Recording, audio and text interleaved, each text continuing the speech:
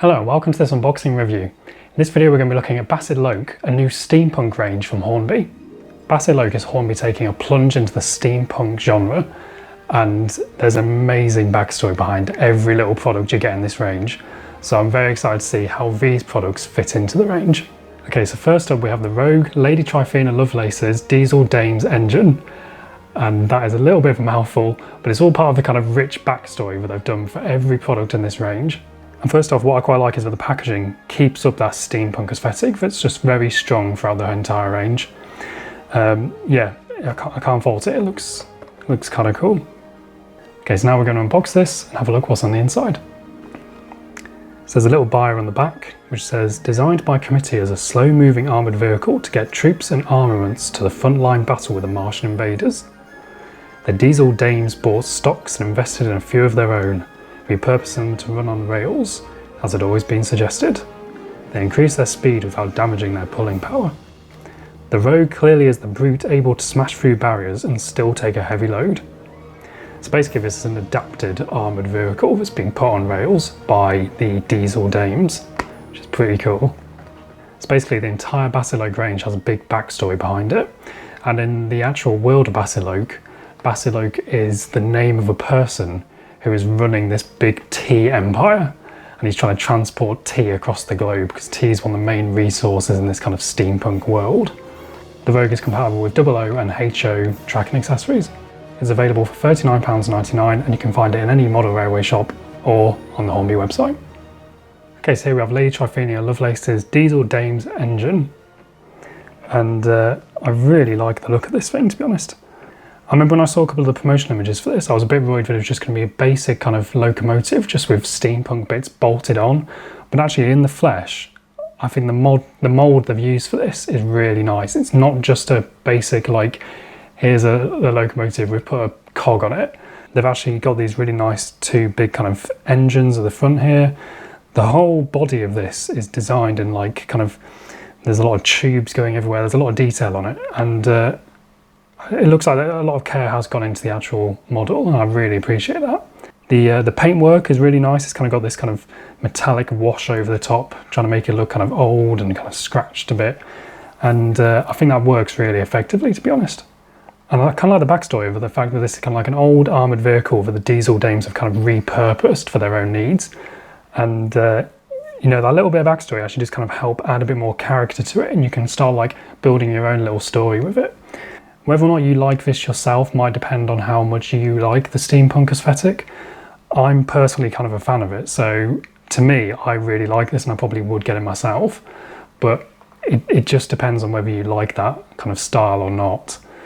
If you do, there are plenty more things in the range that you can add to this, and you know, you can have coaches on the back, you can build your own kind of big steampunk world, and that's what they've tried to enable you to do.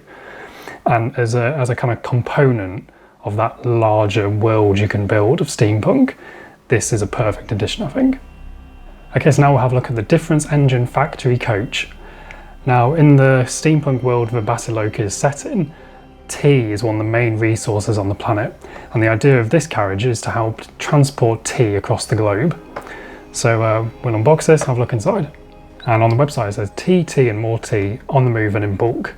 Bassetloke has the ingenious idea to put its tea factories on the rails. Why waste time drying and mixing the leaves of the plantations when it can be done just as safely on the move? Well, as safely as highly pressured boilers, threshing blades and drying ovens can be at speed.